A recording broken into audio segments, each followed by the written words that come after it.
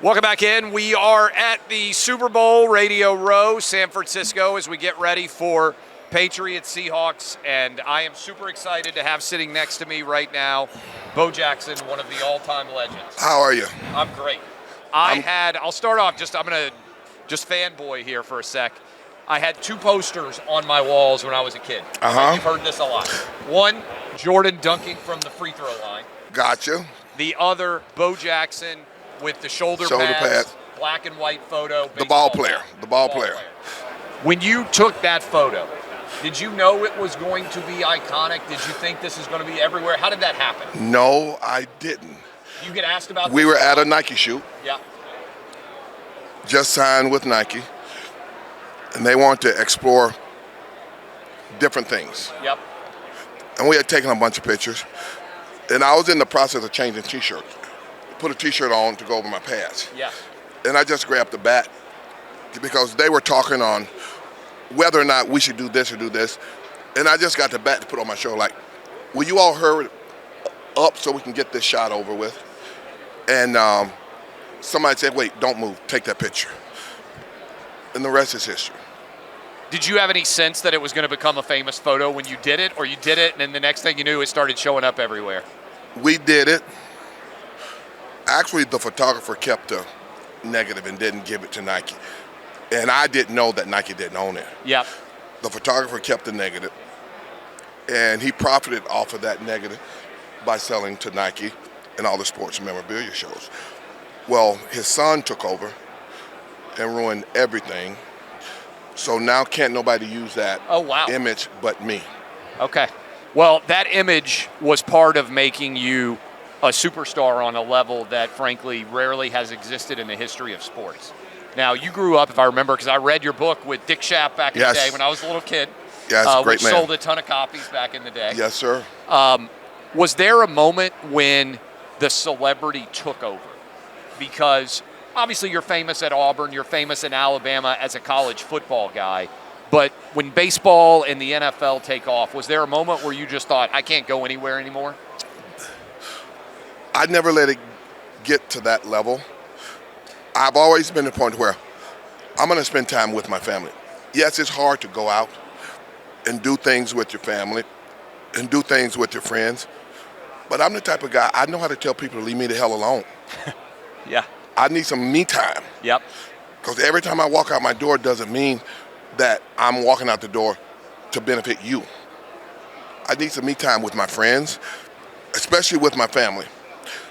I had to grab one guy in all my life, all my career, because he disrespected me in front of my wife and kids at dinner in a restaurant of all places. And he never did that again. And the general manager probably saved his life.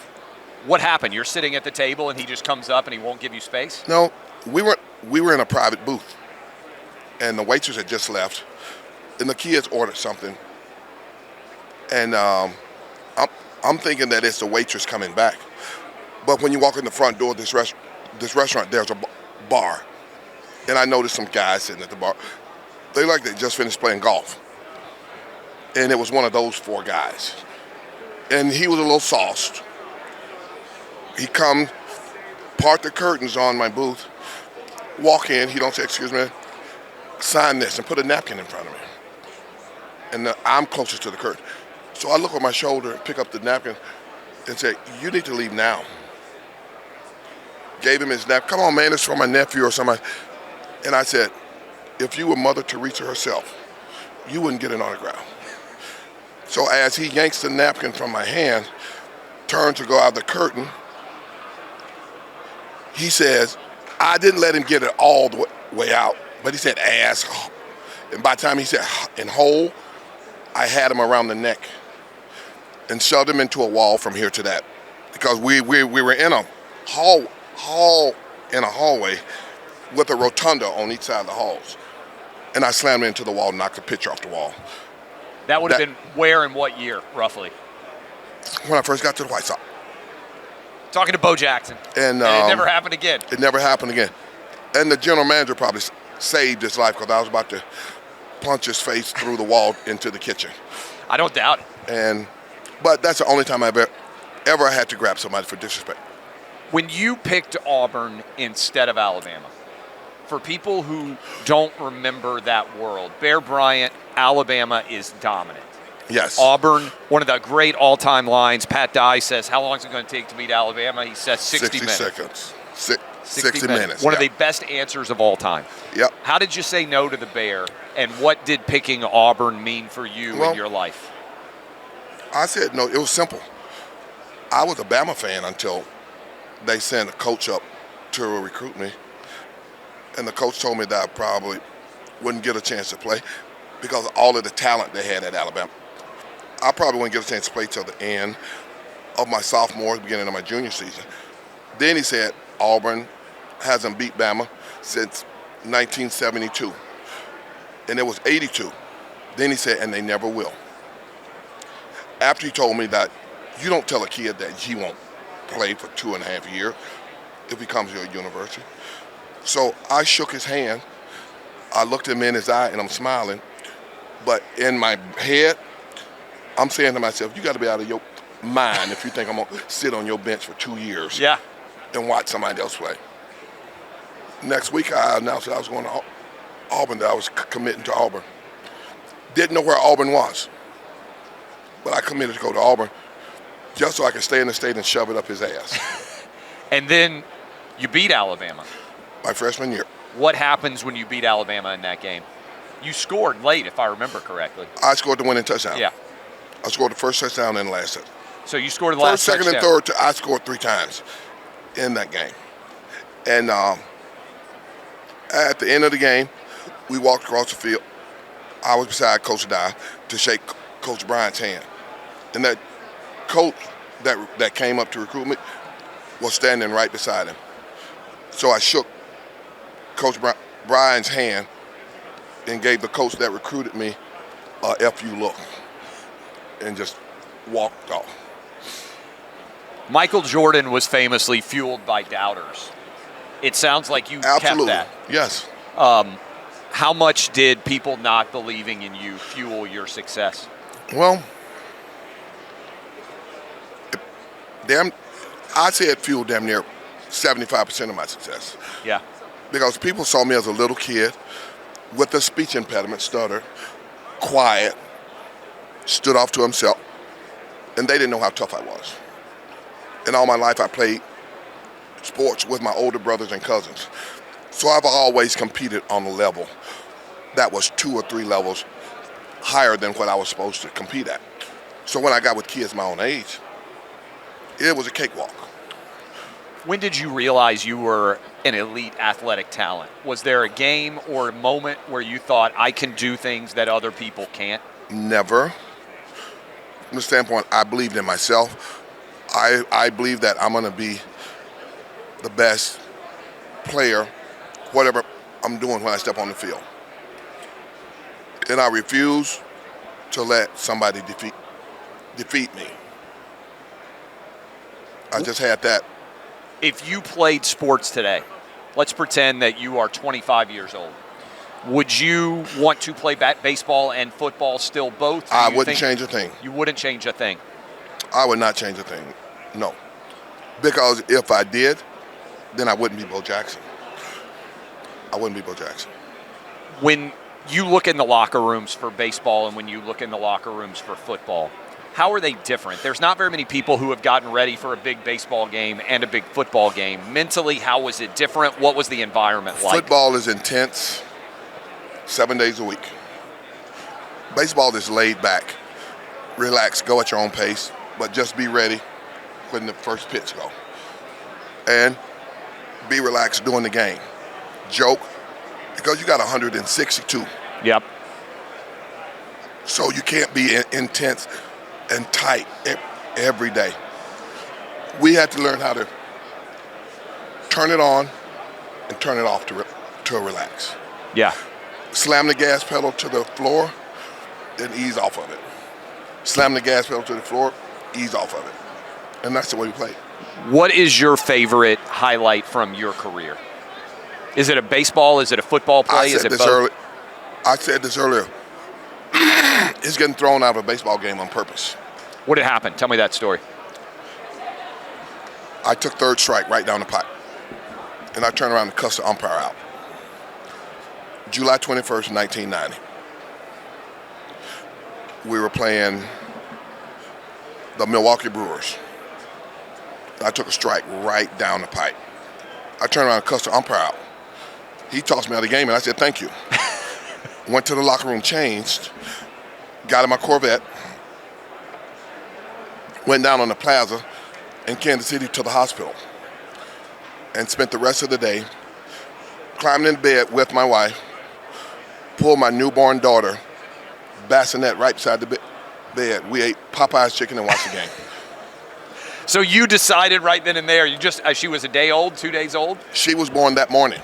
And you went to play that I day, went to play. but you regretted it a little bit maybe, or you wanted... No, but I had planned that day already.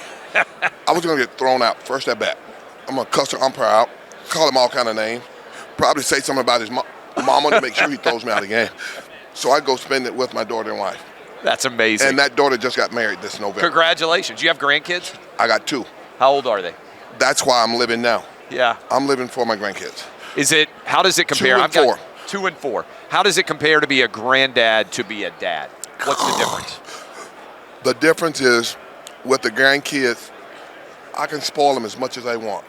Yeah. Then send them home in the evening. Yeah. And that's about, I think making people grandparents is the best gift God can give you, period. Is giving you grandkids. Yeah. Well, congratulations, 2-year-old Yes. and 4-year-old.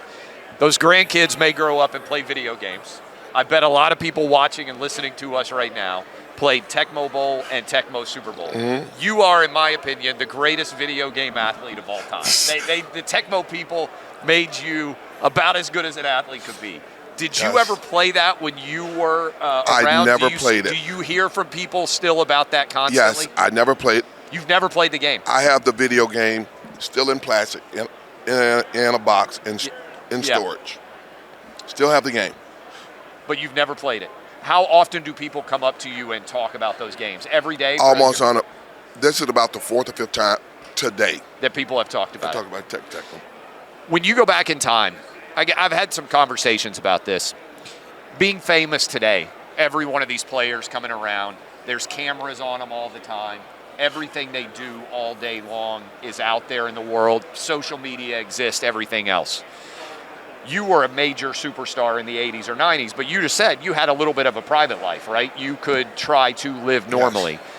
Is it tougher, you think, for the young guys today to live in a world where everybody sees them all the time? Was it better to be an athlete in the 80s or 90s? How would you assess it?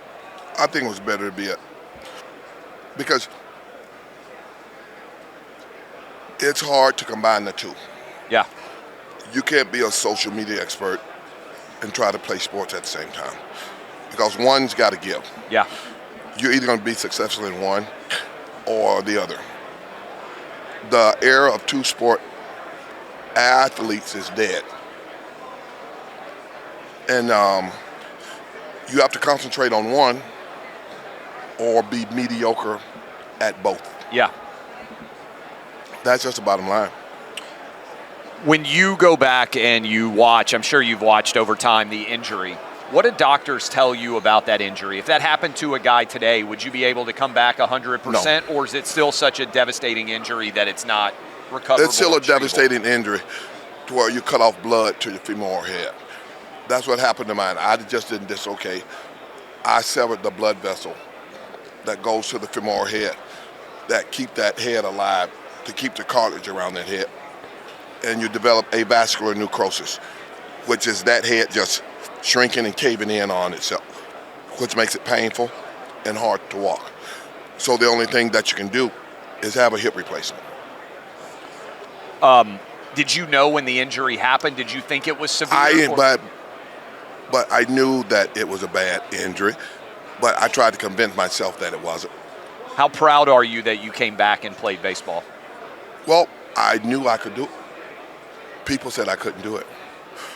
And once again, not from an arrogant standpoint, but if I can't do it, I got to prove to myself that I can't do it. I don't want to listen to somebody tell me what I can't do and what I can do. I want to get out and find out on my own. one of the biggest challenges that athletes have is when the moment of the roar stops. You were one of the greatest football players and one of the greatest baseball players ever. When your career as an athlete was over, how did you transition? What did you learn about yourself outside of the athletic arena? When all that was over, I look at it this way. Sports, for me, was the third or fourth most important thing in my life. Family is first. Foremost, family is first. Then everything else got to take a number. Line up, get in line. But I've never had doubts or never said, oh God, I wish that never happened. Things happen for a reason. You right now, speaking of things happen for a reason, Bo knows men's health. Bo knows men's health. Tell me what men who are watching us right now should know about their health, because a lot of guys don't talk about their health. Guys don't talk about health, period. But the thing that brought me to this is 4 months ago, I had my prostate removed.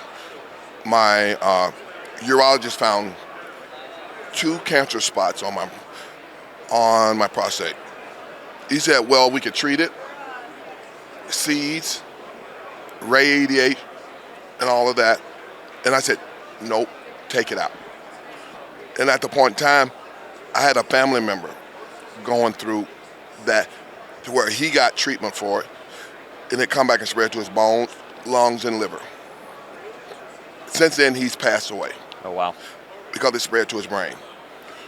What I want to try to educate the male population, and I'm not saying that I'm an expert, but I'm saying this because I've been through it, is that Mother Nature in cancer is undefeated, and they will remain undefeated if you try to treat them. The way you treat cancer is to cut it out. And that's what I did. I said, take my prostate. I don't need it. Most men will say, oh, if I take my prostate out, my sex life is over. That's bullshit. And I'm saying it right here. It's bullshit. It's not. Stop believing in stuff that you think you know. I don't know everything. I'm not an expert. But having my prostate out hasn't stopped me from doing what I want to do. And men should talk about it more. If you watch women get on TV, they talk about hysterectomy, they talk about bladder leakage, they talk about breast cancer, they talk about everything. Yeah. We as men, it's taboo for us to talk about that. It's taboo for me to step and say, man, I had my prostate taken out a couple of months ago, and I'm going through this. I have to wear Depends. Guys don't talk about that because in our mind, we think other people look at us as being weak. We don't want our family to think of us as not being that alpha male in the family or the family leader because we think that makes us less of a man. And it doesn't. What it does is when you don't talk about and discuss, it makes us weak. It messes with us mentally. And we don't know how to handle that because nobody talks about it. The only time you talk about your medical issues when you're behind closed doors in your doctor's office. Sounds like this is something you've come to wisdom on. If you could go back in time to 16 or 17-year-old Bo Jackson, there's probably 16, 17-year-old kids watching this right now who've seen your highlights on YouTube. What do you wish someone had told you? What have you learned coming through everything that you've come through? Is that at 15, 16 years old? I wish somebody had told me for the next, from 15 to 30, you're going to experience the 15 most dumbest years of your life because you think you know everything. Yeah. Once you get past 30, you got to pay attention to your health. You got to pay attention to your body. You got to pay attention to everything that's going on in your life because the older you get, but your body is like your car. If you just jump in your car and just drive it, and don't pay attention to all those little warning lights that come on, check engine light, oil light, everything, antifreeze, your car's gonna conk out on you. Your body's the same way. Your body lets you know when something's wrong. If you're getting up to take a leak 3-4 times a night, your prostate is trying to tell you that something's wrong. If you go to the bathroom, get up to flush the toilet, there's blood in your stool, your colon is telling you something's wrong. Go get it checked out. And for us men, we don't like to go to the doctor because we are afraid what the doctor is going to tell us. Yeah. So I'm not going. I don't want to know. You stupid if you do. It's college decision coming up soon for a lot of people out there, athletes and otherwise. February, moving into college decision. What did Auburn mean for you? For people out there who may not be familiar with Auburn, they may not have ever been to Alabama. Charles Barkley was there around the same time. Frank Thomas was there around the same time. I know both those guys, good dudes. What did Auburn mean for you? Put it to you like this. To make a long story short, Auburn took a naive 18-year-old kid that knew a little, and in 4 years produced a 21, 22-year-old responsible adult. And I take that with me every day. You talked about your favorite memories actually getting kicked out for so you could go hang with your newborn daughter. Playing with the Royals, playing with the Raiders, iconic teams. Those images are still iconic to this day. What do you look back on more fondly? Your Major League Baseball career or your NFL career? Or heck, is it your college football career? What is the apex for you of your athletic achievement? But you know, the apex for me, it's how sports allowed me to be the family man that I am, to be a dad, to be a husband, to be a great granddad, because I spoil the crap out of my two grandsons. Yeah. Whatever they want, Papa gets it for them. Period. I think that aspect, it taught me, and I've learned from not only my coach, my coaches, but other people, how to be that type of person. Your grandsons are 4 and 2, I think you said. Aiden and Leo. Aiden and Leo. What are you most looking forward to doing with them as they start to get older? What does Grandpa Bo know? Want to watch them play baseball. Want to watch them take taekwondo. Want to watch them learn how to swim. Want to be there when they take their first ride solo on their bicycles. It's super fun. That's what I look forward to. Last question for you. You were one of the greatest baseball and football players ever, but I remember reading in the Dick Schaap book back in the day, you were not good at basketball. Why were you not good at basketball? Indoor sports. Couldn't do indoor sports. I had to be outside. Interesting. I Well, had to be outside. thank you so much for the time today. Bono's Men's Health. I really enjoyed this. Thank you very much, brother. I appreciate it. For a long time. Thank Thank you you for everything you've done, and I hope you guys enjoyed this as much as I did. I'm Clay Travis. This is Bo Jackson. Thank you.